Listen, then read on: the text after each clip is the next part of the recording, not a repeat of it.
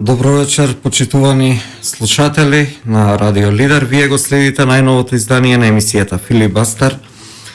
Наш вечерашен гостин е доктор Оливер Зафировски, поранешен директор на Институтот за белодробни заболувања кај децата Козла, еден од нашите најеминентни доктори и еден од ретките доктори кои што својата кариера ја градеа во нашата држава. Добро вечер, господине Зафировски.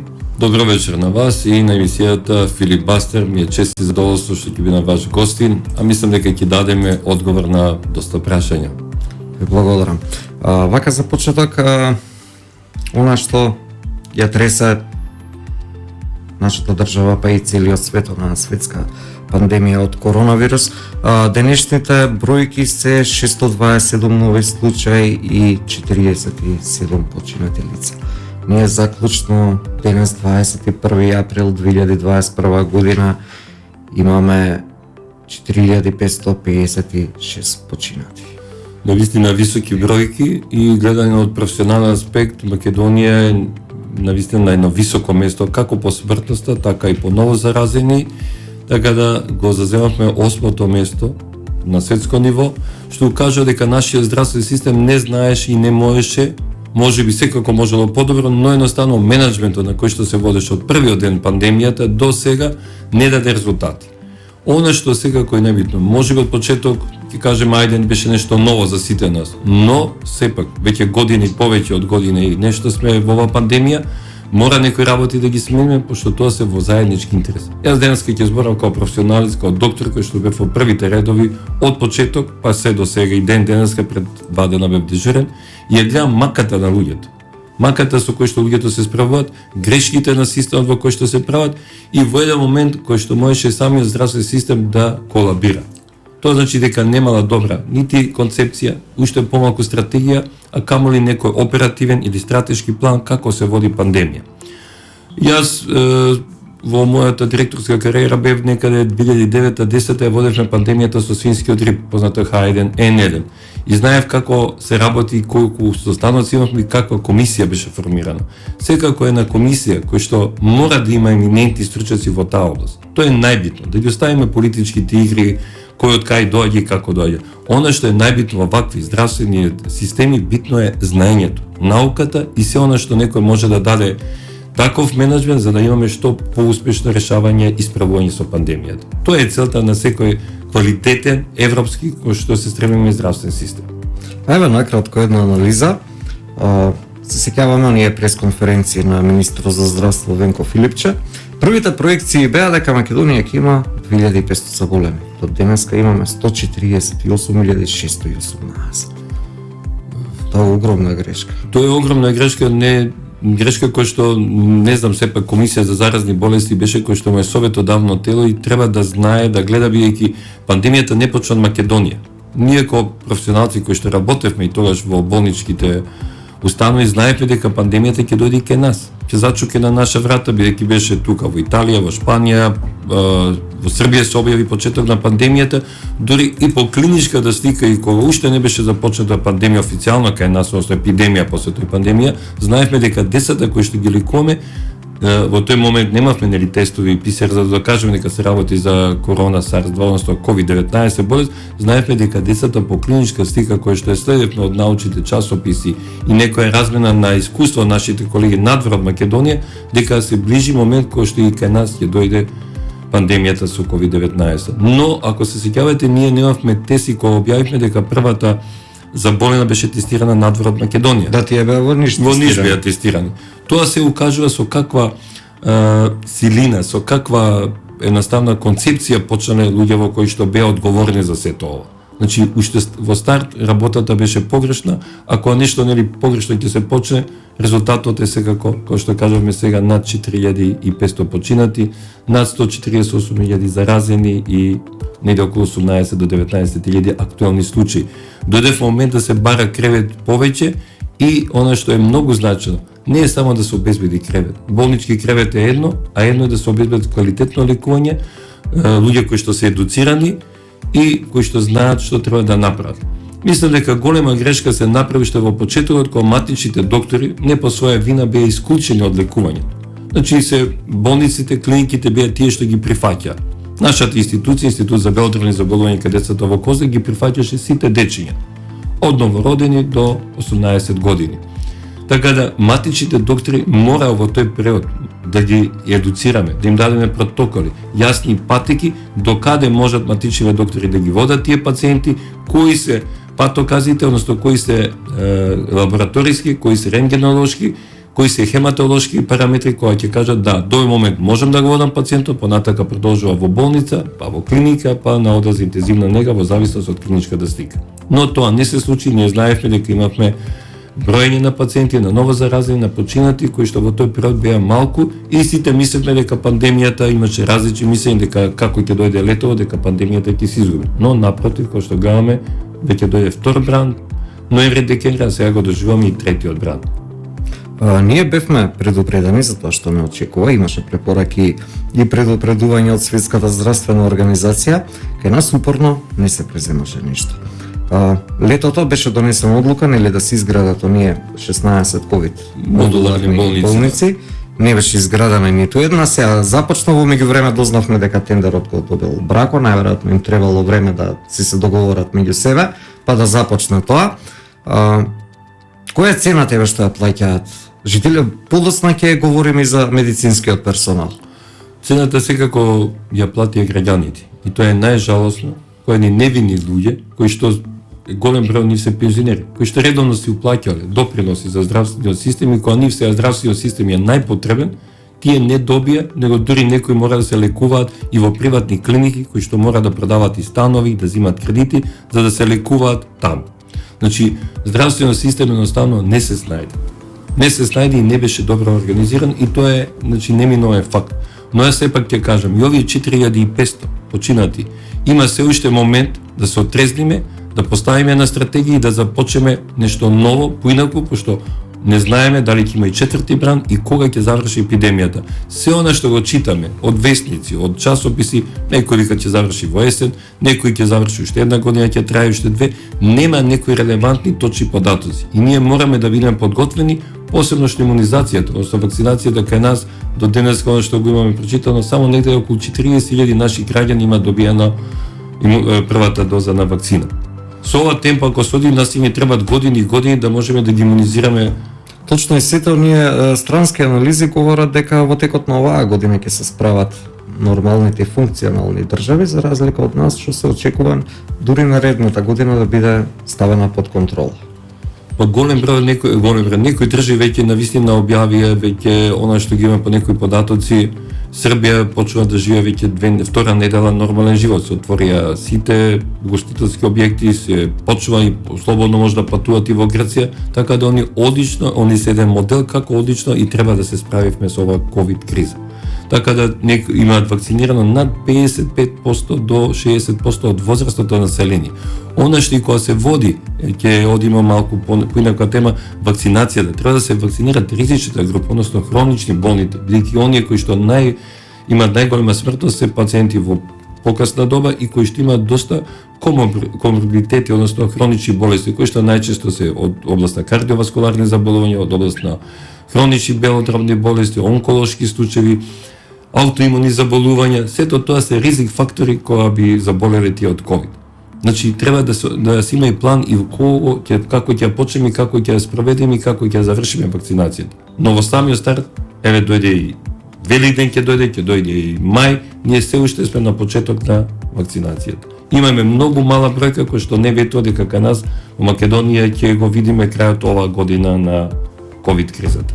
Кога сме кај вакцинацијата, имаше препораки од СЗО, компании точно се знаеше кои ќе произведуваат, сите држави влегоа во преговори. Соседна Србија ја започна вакцинацијата некаде околу 20 декември, Европската унија започна на 27 декември лани.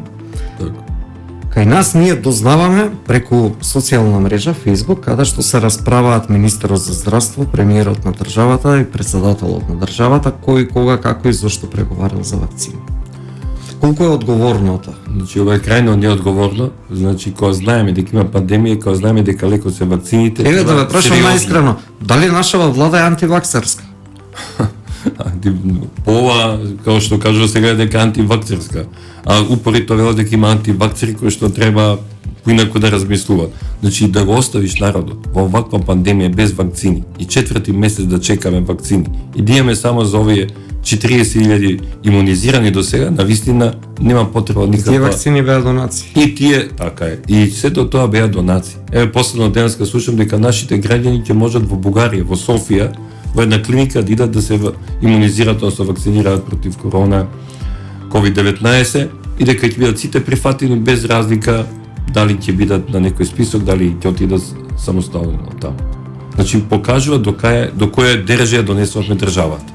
А еве, што е со грижата за медицинските работници кои што континуирано година и повеќе се во првите борбени линии, тие се жртвуваат. Вие имате смени по 24 часа, сте имали поголеми смени. Вие бевте поставени без основни медицински помагала. Немавте маски, немавте ракавици. Сами набавувавте, обезбедувавте донации. Неколку пати последнава година дена министерот ветуваше не знам какви бонуси, не знам какви зголемувања на плата, нема ништо од тоа. Видовме случај на човек кој што беше вработен, говориме, има многу лични приказни, секој човек си е посебна приказна, меѓутоа имаше човек кој што беше возач на брза помош од град во внатрешноста. Човек кој што има спасено стотици животи, посветено работа. Тој човек на крај се собираа пари за негово лечење во приватна болница. Не можеше ли државата да се грижи за него? Не можеше ли да преземе повеќе? Така, тој човек спаси многу животи, на крај заврши трагично, затоа што беше во првата борбена линија. Она што од почетокот вие го кажавте, ние имавме во првиот ред, немавме лична заштита. Значи немавме маски, немавме ракавици, немавме скафандри, се снаоѓавме сами некако. Дори после тоа, откако веќе помина првиот бран, во едни моменти има повеќе, некој пат помалку, но сепак таа лична заштитна опрема ја немавме. После тоа вториот бран кога дојде немавме протоколи, немавме клинички патики кој како ќе се лекува. И до ден денеска нешто има, но тоа треба официјално да се каже и не само тоа, треба да се едуцираат луѓе. Значи треба да се едуцират и да се направи стратегија во која болница што ќе се лекува. Кој ќе оди на инфективна клиника, кој ќе оди во 8 септември, кој ќе оди во некоја друга. Гледавме сите хируршки клиники станаа ковид центри кои што нашите граѓани кои што боледуваат од некои поинакви болести не може да си направат на обичен преглед. Некои од нив и трагично завршија. Или на некои се прави операции покрај тоа што дел од клиниката работи со ковид, имавме случаи кои што после успешна операција човекот се заразува од ковид и завршува трагично. Значи сето ovo кажува дека се води една стихина. Политика на стихино, се купи ден, продај ден, денеска вака, нема нешто кој што ќе кажеме да, правиме ова стратегија, ќе купиме вакцини, ќе ги имунизираме прво тие и тие што се во првите редови, се знае кои се здравствените работници кои што се во првите редови, па и во тие први редови здравствените работници ќе имунизираме оние кои што се повозрасни, кои што имаат некои хронични болести, така да мора да се има еден концепт како ќе се прави. Посебно бидејќи ние со вакцините многу заглавивме и многу касно, кој што гледаме, уште немаме ние се ова од донации. И затоа ја плаќаме ова цена, затоа е висока ова смртност кај нас, кој што го држиме високото 8 место во свет. Дај вака да образложиме на еден малце поинаков начин како се ова можеше да биде спречено и превенирано. Имено, Македонија имаше план за изградба на нов клинички центар. План за кој што беа одобрени средства од меѓународна институција, беа префрлени парите, меѓутоа актуелната власт, СДСМ која дојде, го стопираше. Поништија проектот, парите ги вративме, на парите плативме камата, затоа што ги немавме искористено. Камата се исплати на... Говориме за сериозна сума на пари. Сериозна сума, да. Доколку се спроведеше тоа, денеска Македонија ќе имаше функционален клинички центар во Скопје. Тука да го напоменеме и клиничкиот центар во Штип, кој што 4,5 години стои готова карабина. Потребни се многу мали средства и пред се желба и волја за да се заврши да биде функционален. На крајот од денот, ако беше готов, можеше да биде претворен во ковид центар за цела држава. Така е. За тој еден регион, за Штип и за Источна Македонија ќе беше одличен ковид центар кај што ќе можеше колеги кои што се стручни од дадени област да помогнат таму, да се направат протоколи, да вистина се намали смртност и во тој дел. Бидејќи во Штип имаше една огромна бројка на ново заразени во секој дневен извештај И сите тие потешки болни мора да се носат или на инфективна клиника или на 8 септември. Така да ја добро се сеќавам 2016 се почне, веќе беше одбрана и фирма и знам дека почнавме со едно започнување на да се гради тој клинички центар во самиот кампус Мајка Тереза, но по промена на власта тоа се стопира, се платија и камати и денеска ние немаме клинички центар, а од оно што се најавува и кој што е префрлана лопати 3 години. Значи ние гледаме дека тој клинички центар има едно прашање после сето ова колку млади доктори ќе останат во Македонија. Ние имаме на фрапантна бројка кој што секојдневно млади доктори гледат и си заминуваат. Веќе не гледат и на во овој наш здравствен систем. Веќе кажеме имаше едно ветување до завршување на мандат секој специјалист има 100.000 динари плата. Никој се уште јас немам отворено, најодговорно тврдам, мојата плата е негде околу 60.000 со дежурство доаѓа околу 70.000 динари. 2021. Кај се тие 100.000 динари за секој специјалист? Помина избори. 5% зголемување не го нема никаде. Значи не може здравствен систем. Секаде во свет има два системи. Тоа е образование и здравство кои што се најбитни. Во сериозни земји најповеќе кај што се инвестира тоа е во здравство и во образование. Зашто кој го нема образованието, кој ќе го изгуби здравството, тешко на таа држава дека може да опстане, а сето тоа кој води као што гледаме и кон голем број на економски мерки кои што не може да ги стопираме и економијата тоне и сето тоа повлекува надоле многу и други дејности. Значи здравствениот систем е оној кој што е битен и можеби понатака уште побитен ќе биде. Луѓето, старите луѓе кои што им е битно здравствениот систем, дали ќе имам добра здравствена заштита. Луѓето кои што идат надвор од Македонија да вика во таа држава имам сериозен здравствен систем. Имам сериозен образовен систем за моите деца. Ние гледаме дека на секој начин нашиот и здравствен систем и образовен систем некако тоне и не фаќа на приклучок кон новите европски текови. Тоа е погубно за оваа држава. Еве уште едно прашање околу клиничкиот центар. Претходниот требаше да чини околу 90 милиони евра. 68 добро се сеќавам пошто бев кога се промовираше и да се започне негде околу 60 до 70 милиони. Можеби ќе отидеш и до 90. До 90 со ние сообраќајни решенија плюс за да биде решено, говориме со хелиодром. Дали реална цена ние да платиме преку 500 милиони евра за клинички центар? Тоа е преголема цена и тоа е некоја цена која што само почетна. Говориме за сума што е 8 пати поголема од еден друг проект. А и дали ќе ни треба на нас, пошто имаме... Кој ќе ни даде пари за тоа? Точно, од кај ќе ги најдеме парите, пошто знаеме во момент Македонија е презадолжена земја.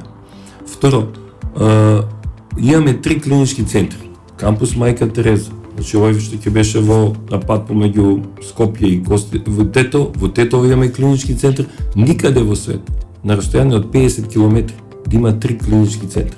Тоа не постои никаде. Се знае во земјите кои што се најбогати, во Шведска, во Норвешка има клинички центар еден, па на 400 на 500 км има нов клинички центар. Само кај нас имаше 3 клинички центра на растојание од Скопје до Тетово. Второ, што ќе се случи со кампусот Мајка Тереза клиничкиот центар? Како ќе се уништи, ќе го бутнеме, ќе правиме згради? Која е идејата за сето тоа?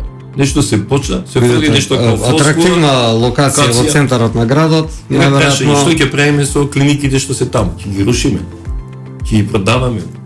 Значи немаме одговор, само се почна едно, дај ќе се прави најсовремен клинички центар, ќе кошта пола милиарда, ќе биде убав, се носат некои, се прават филмови, кажа, најнародски, од сето тоа гледаме нема ништо. Во тој дел кај што сака да се почне, треба да се направи сериозна инфраструктура, тоа е водовод, канализација, струја, телекомуникацијски, патишта. Тоа не може да се направи само со години ќе треба.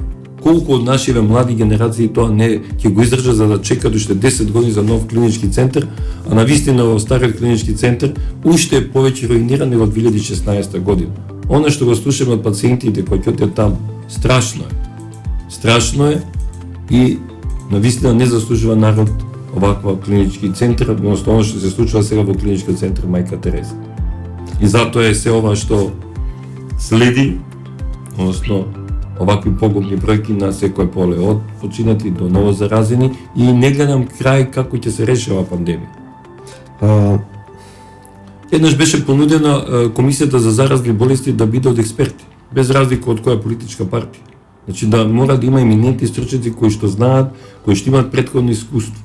Не може ние да ставиме во комисија за заразни болести луѓе кои што сега доаѓаат на таа позиција, кои што немаат некакво искуство, кои што можеби не е ни дел од нивна работа. Така да правење на такви комисии во старт е погибна, а и во старт ќе носи лоши одлуки. Сето тоа значи лош крај. Еве ви разберал само и за пописот. Ова што ни се случува последните недели, ние упорито кажувавме, има ли крај нова луѓе да се прави попис овакви бројки кои имавме по 50, по 40, по 40 на ден. И се уште имаме. Ние требаше да се направи овој карантин што го почнавме на 6 април, да се почнеше на 15 март, ќе имавме многу помалку починати. Сигурно ќе се спасе над 100-200 луѓе. И која е цената што еве граѓаните ја плаќаат и основ на политички договор помеѓу две политички партии?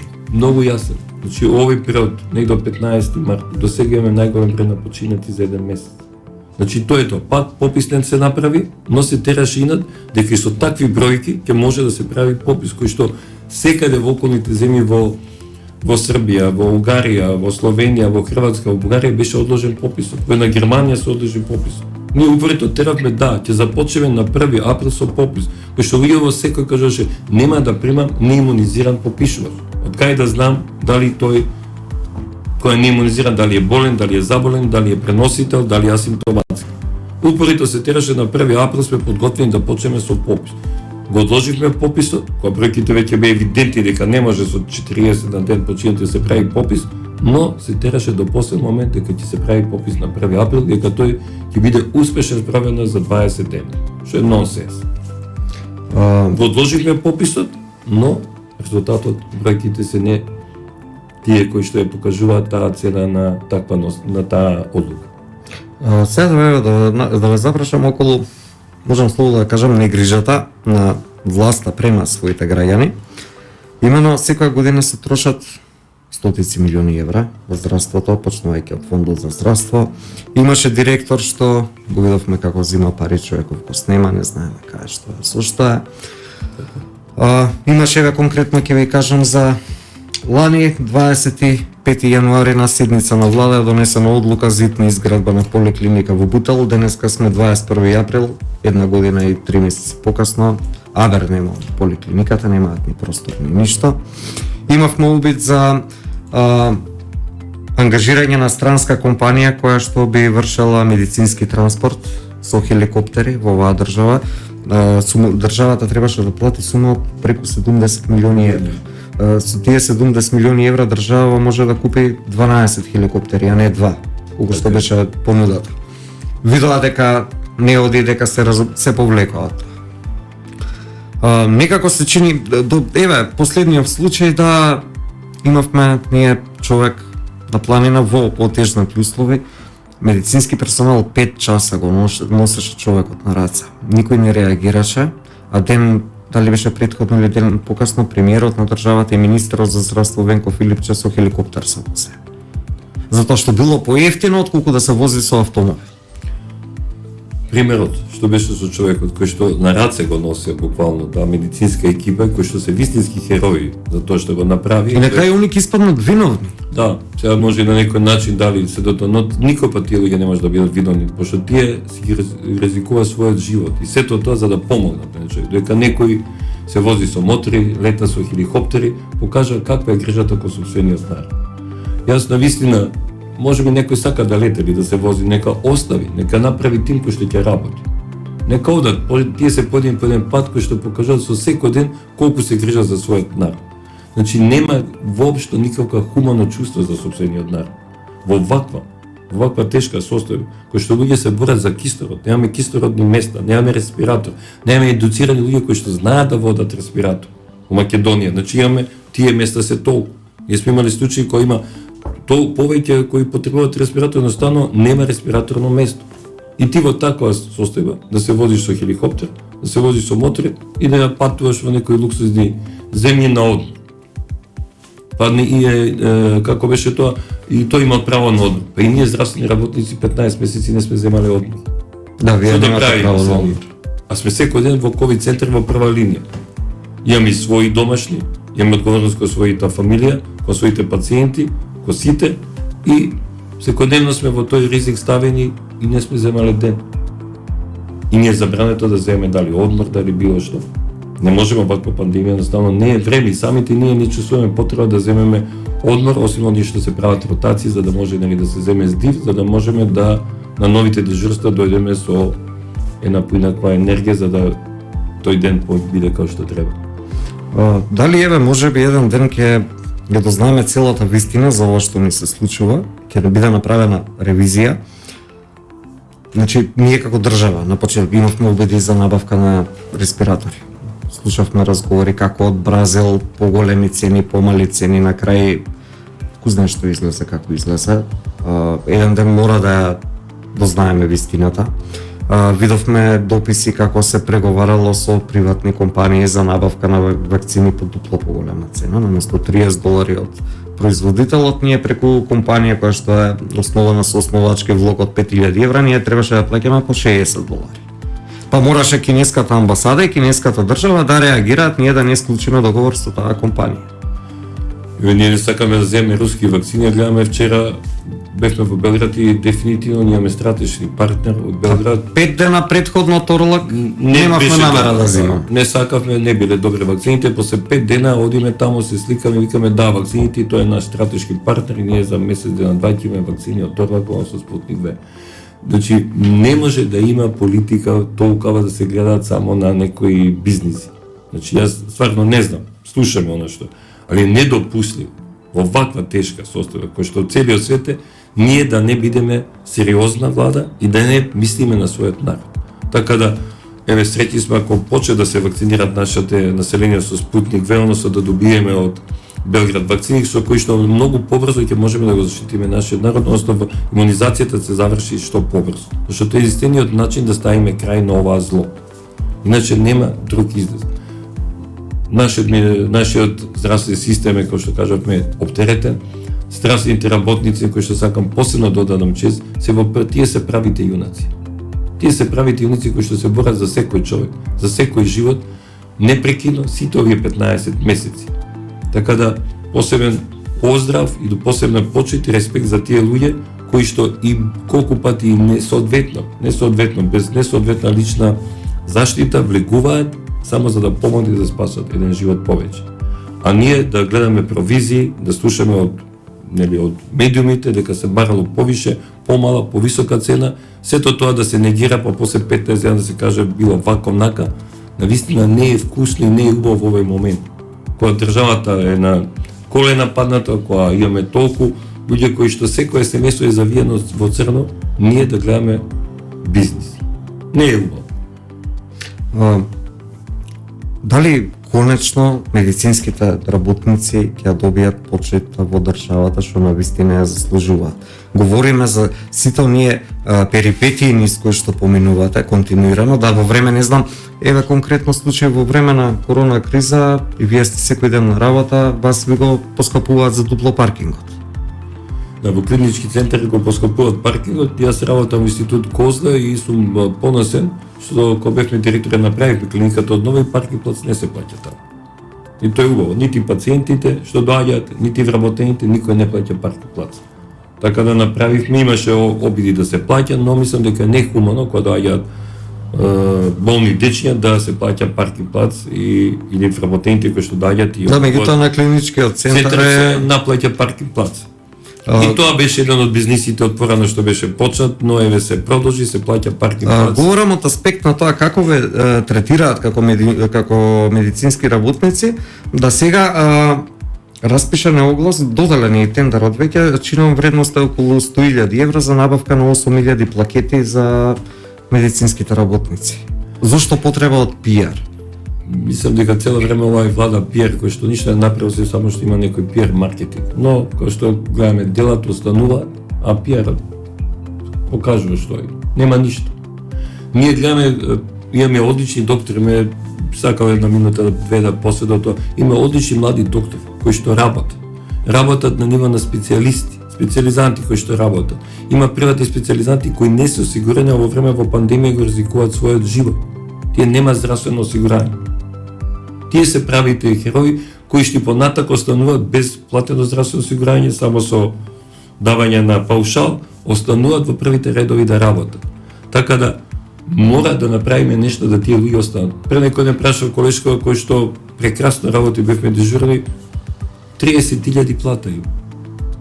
4-та година специализација. Значи во Македонија мислам дека има најниски плати на доктори во регионот. Знам во Косово, во Србија, во Хрватска, да не збориме Словенија колку високи плати има. Луѓето и покрај сето тоа остануваат тука. Само не знам до кога ќе го издржат младиве луѓе, гледаме колку е се повеќе и повеќе бега, дали ќе биде тоа во Европа, дали ќе биде во некои соседните земји, Словенија, Хрватска, заминуваат. Ќе дојдем во момент кој што ќе нема кој да не замени. Голем број од нашите постари колеги заминуваат секојдневно во пензија. Ние на некој начин исто се ближиме што поблиску до пензија, ќе нема, едните заминуваат надвор од Македонија, кои дали имаат направено, место да се бават со бизниси, дали имаат направено стратегија за 10 години колку наши доктори, колку дипломираат и колку остануваат во Македонија. За тоа не се заинтересираат. Тоа не им е битно. Тоа не е стратешки план. Стратешки план е да се направи некој тендерче, стратешки план е да се направи некоја провизија. Тоа е. Се го гледаме овие 4 години. Другите последици од корона кризата е оној економски аспект. Секако тој голем проблем, пошто осим здравствено имаме голема економска криза, која што гледаме многу луѓе ги изгубија своите работни места, над 50.000 ново невработени, секојдневно се губат. Тие луѓе исто стануваат на улица, имате на страшна голгота, остануваат и без здравствено осигурување, пошто кој ќе го изгубат работното место, го губат и здравственото осигурување. Сето тоа води да осим здравствено се продолбочува економската криза. Секако тоа е еден додатен фактор да луѓето заминуваат од земјата. Веќе немаат излез. Тоа е целата работа. Еве, како би се задржал медицинскиот персонал по држава? Па докторите мора да кажам, колегите си сакаат својата држава, си ги сакаат своите работни места во Македонија. Има луѓе кои што се големи ентузијасти и сакаат да останат тука. Многу малку треба да тие луѓе останат во Македонија, доволно да се зголемат малку повише плативе, неколку било кој од околните земји што имаат плати, и со малку зголемување на платите би останале во Македонија, бидејќи секако ако дадеме едукација на тие луѓе, веќе 4-5 години ние немаме едукација. Ако се сеќавате во едно друго време, над 2 години се водеше едукација, минимум по 3 до 6 месеци специализантите одеа надвор од Македонија, како и специјалистите. Иде, учеа нови методи, доаѓа со некои новини, уведувавме нови методи и тоа беше навистина нешто убаво за секој доктор. Се чувствуваш кога нешто ново ќе донесеш, кога нешто ново ќе направиш, а сега сме во ситуација голем број на колеги кои ќе заминат, ќе останат цели одели кои што нема кој да ги наследи. Значи луѓе кои што работат некоја посебна работа, посебна смер во медицината, ќе нема кој да наследи, кој да продолжи таму. Ево оно што се работи кај нас, тоа е брахоскопија кај деца. За неколку години остануваат мал број на луѓе кои би работеле брахоскопија кај деца. За тоа никој не се замислува. А секојдневно знаеме дечињата мали ќе имаат инхалирано некој туѓо тело, дали тоа ќе биде некој бадем, лешник или нешто, некоја играчка или дел од играчка. Значи ќе дојме во ситуација да ќе ни фалат цели уски специализати кои што нема кој да продолжи да работи. Секако влијат и платите, влијат и условите, а ние уште чекаме да се започне некој нов клинички центар од пола милиарда кој што ништо нема од него. И тоа е најлошото кој што ги депримира младите колеги и кој што буквално ги тераме да излезат надвор. И кој што каже еден колега надвор кој бевме на едукација, вика па вие сте единствена земја што извезува мозоци, увезува медицински отпад. Нажалост, тоа е Македонија. Увезува медицински отпад, а нашите млади, најквалитетни кадри, едуцирани, одат надвор за работа. Добро, дали Министерството за здравство ги анализира овие работи? Дали има експертски тимови кои што ги запишуваат сите овие работи? Ја би сакал да има, што мора да има, затоа што без тоа, ако некој не води сметка за ова, не знам што би била, кој била нивната стратегија, кој била нивната политика, како ќе водат здравството понатак. Не може да немате вие план. Секад има план за развој за 5 години, за 10 години, за 15 години, како ќе се развива здравството. Ние овдека гледаме, нема некој план. Се е тоа паушално, од ден за ден, од месец за месец, ништо нема. Некој пиар што се води, но сето тоа гледа дека денеска ќе се сликаме, ќе одиме, ќе направиме нешто, а од тоа нема ништо. Еве, Штипската болница не е поместена. Сите ја гледаме, тоа се факт, не дека ние кажуваме Да, и се уште не е одреден датум, никога Не е ќе ни се датум. продолжи со... Ја колку што знам во минатото за Штипската болница фалија година до две да биде во завршна фаза, да биде завршена, пуштена, да појдат луѓе на едукација, да има најсовремена опрема. Од тоа Помина не се 4 направи години. уште. 4-5 година. 5 година. Значи нема ништо. И вие како можеме ние да натераме некој млад човек кој што сака да учи? Имаме млади деца ентузијасти кои што сака навистина и тие се кои ќе отидат на некој конгрес гледа дека ништо не застануваат позади некои колеги што се од Германија, од Англија, од Америка. Тие сака да се докажат. Мислам кај здравствените работници, посебно кај младите колеги и кај нас сите, не е толку доминантно на финансовата страна колку ќе добие. Ние сме навикнати цел живот на мали плати и стално на дежурство дискутираме. Ние почнеме со мали плати и ќе отидеме во пензија со некоја плата што не е нешто висока плата. Но секој пат задоволството го наоѓаме во некоја нова метода, во нешто ново кое ќе направиме, кога може да појдеме на некој светски конгрес и да кажеме да еве доаѓаме од Македонија, но и ние сме на некое високо ниво.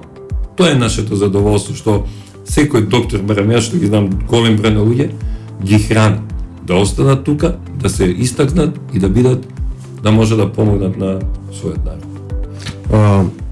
Дали држава ќе извлече поука од ова што ни се случува? И очигледна е итноста и нужноста од корените промени во здравствениот систем, особено во инвестиции во инфраструктурата, затоа што уште една ваква пандемија нашава држава нема да ја издржи. Така е. И економски, И економски, и човечки, и од сите аспекти. Мора да се направи. Значи немаме друг излез. Само паметен човек може да згреши. Но уште попаметно е, кога ќе видиш грешката, ќе почнеш нешто да менуваш. Барем да се види еден дел дека нешто се сменило, дека нешто почува да оди на подобро. Само тоа е начин. Се знае во медицината има дел кој што има медицински менеджмент. Ние кога бевме 2006 кога бевме назначени за некои функции, ние поминавме три едукации за менеджмент во здравство. Бевме и надвор од Македонија, кај што посебно се учеше менеджмент, како се уведува некоја метода, како се прават млади кадри, како треба да се останат, да се направи нешто да останат тие. Значи мора да се анализира во состојба, квалитетно да се анализира, да видиме кој е ефективно на некој начин, ефективните болести беа на некој начин запоставени. Затоа имаше голема смртност и надвор во големите европски земји, бидејќи инфективните болести кога недоходовни и не ги третира толку многу и имаше едукација, но се нема добри специјалисти, затоа во Италија, во Шпанија имаше толку починати. Одат на скапи операции кои што се доходовни. Но еве инфективните болести се враќаат на големо и понатака мора да инвестираме многу во ефективни колеги кои што ќе земат специјализација од инфективни болести. Еве тоа е еден мал пример како треба да се смени нешто. Зашто и понатака ќе има пандемија, понатака ќе има случаи кои што мора да знаеме како да одговориме. А од ова што ни се случи сега, мора да анализираме и да извлечеме поуки за да не ни се случи уште еднаш. Сега да кажем дека наредниот пат можеби нема да набавуваме фрижидери за чување на вакцини при самиот крај на светската пандемија. Мислам Ги набавивме сега во февруари. Ги набавивме во моментот, а не набавивме вакцини. Исто и тоа е уште еден погрешен момент. Ние набавуваме фрижидери, а нигде не дојдоа вакцини. Дојда, мислам, она што беше донација беше навистина многу мала пратка, така да за едно пакетче толку број на луѓе, толку новинари и да се стави во еден фрижидер, така да мора да смениме комплетно. Комплетно треба да се смени нешто ако сакаме да имаме добар здравствен систем кој ќе фати еден европски стил. Ред, ви благодарам за одвоеното време. Беше чест и задоволство да разговарам со вас. Се надевам, еве, ќе имаме повторно прилика да снимаме меѓутоа некои помирни времиња и малку да За поубави теми. За поубави теми. Да, тоа би биле убави теми кога наши млади доктори кои што отидоа надвор, ќе ни се вратат во Македонија, кои што веќе се и специјалисти, и некои на повисоки функции, тоа би било навистина за едне такви работи да дискутираме. И Македонија да има достоинствено здравство, нашите граѓани заслужиле да имаат уинакво здравство. Ви благодарам уште еднаш, господин Зафировски. Исто. Ова беше најновото издание на емисијата Филип Бастар. Наш вечерашен гостин беше еминентен доктор. Останете поздравени. Денеска е 21 април 2021 година. Тонската реализација е на Мартина Константинова, техничката на Јане Јанков. Имајте убава вечер.